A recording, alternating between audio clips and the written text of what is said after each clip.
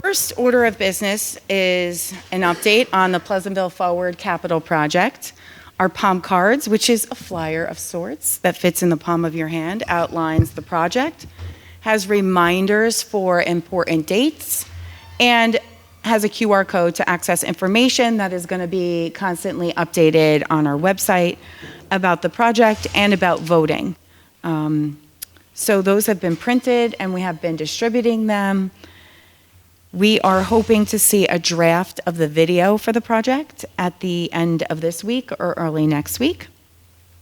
We met with the middle school PTA about the project last week. We're scheduled for the high school PCO, which the counselors will be presenting at that meeting. We're going to try to steal the first 5 or 10 minutes, talk about the capital project.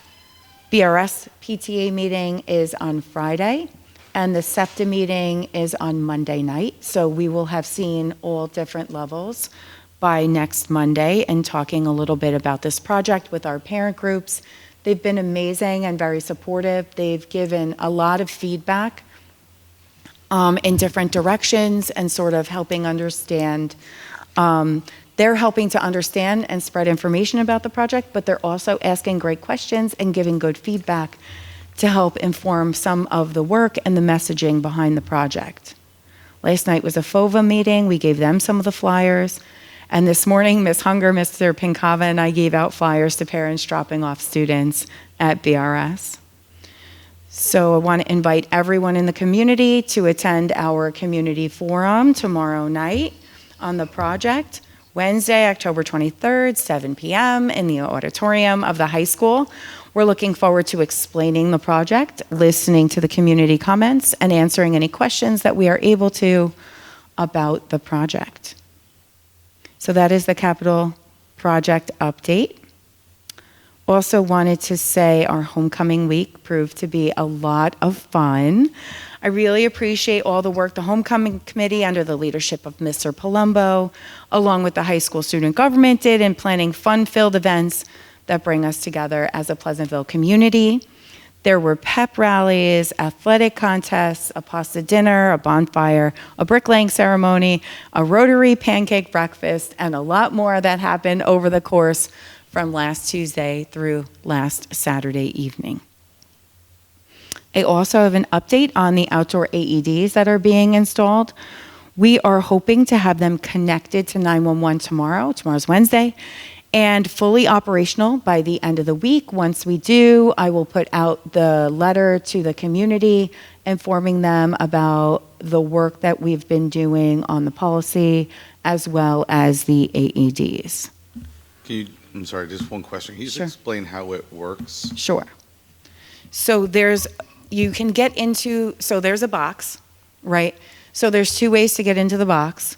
One way to get into the box is by calling 911, and they will give you the code. Then you can open the box. They will then either talk you through the process and dispatch an ambulance to the site.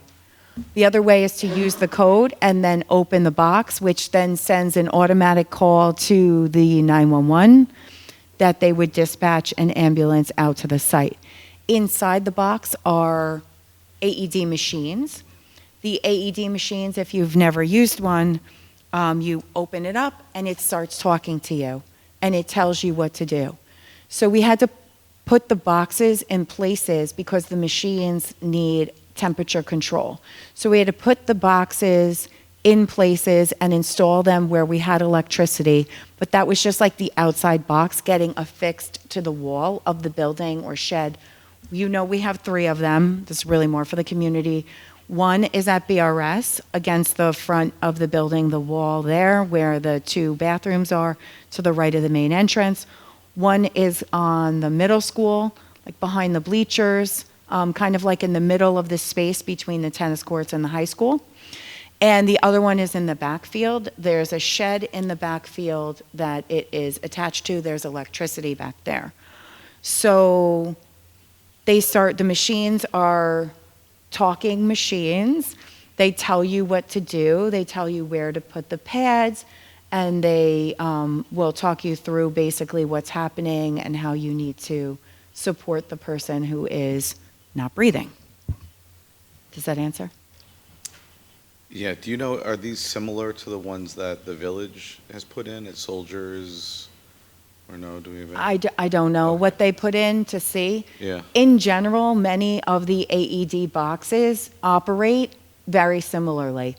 Whether or not they have the technology to call 911 once that box is open, or if you still have to do it manually, I don't know what they have.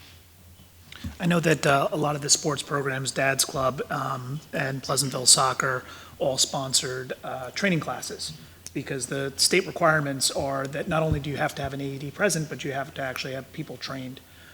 We should probably look into seeing if we could get PVAC or Strong or PFFL to sponsor something for the community to get more people trained on these things. It's a half an hour, 45 minutes because the machines do all the work for you. Yeah. But feeling a certain level of comfort of this is how they work generally, I think is probably a good thing because, when these things happen, who knows if the person that's trained in it actually is there and understands how to use it.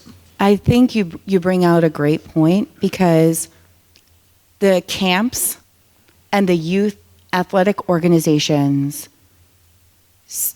us having the boxes does not abdicate them from their responsibilities.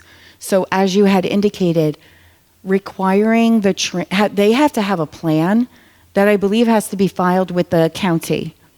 And part of that plan means that they have to indicate how they are training, how they are accessing. So if they're not on our property where we have these outdoor accessible AEDs, and they went and took a team somewhere, they still have that responsibility. So us providing the access, again, does not abdicate their responsibility to have a plan, which requires training, and I believe the plan has to be filed with Westchester County.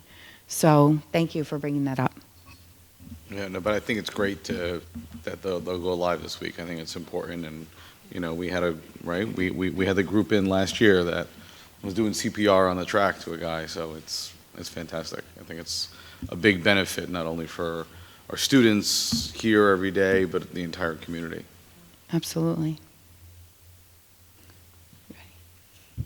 So, my last announcement is that last week was School Board Recognition Week. So, this is a time to promote awareness and understanding of the important work performed by local school boards.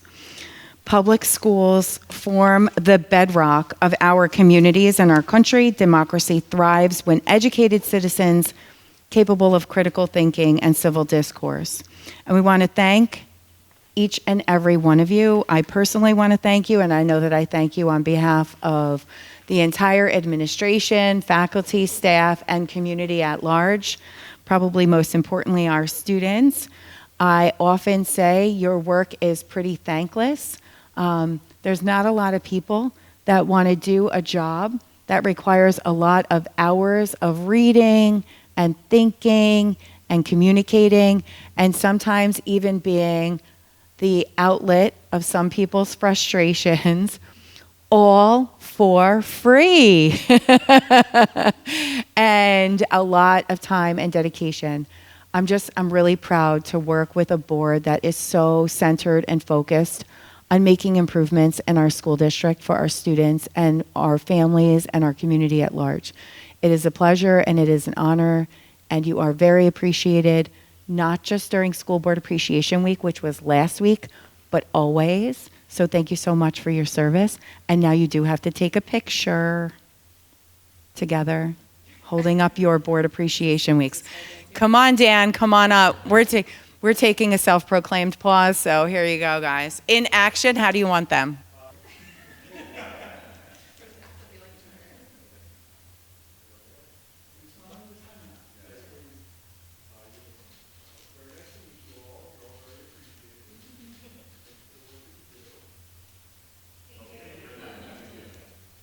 Thanks, Dan. Write something nice about them.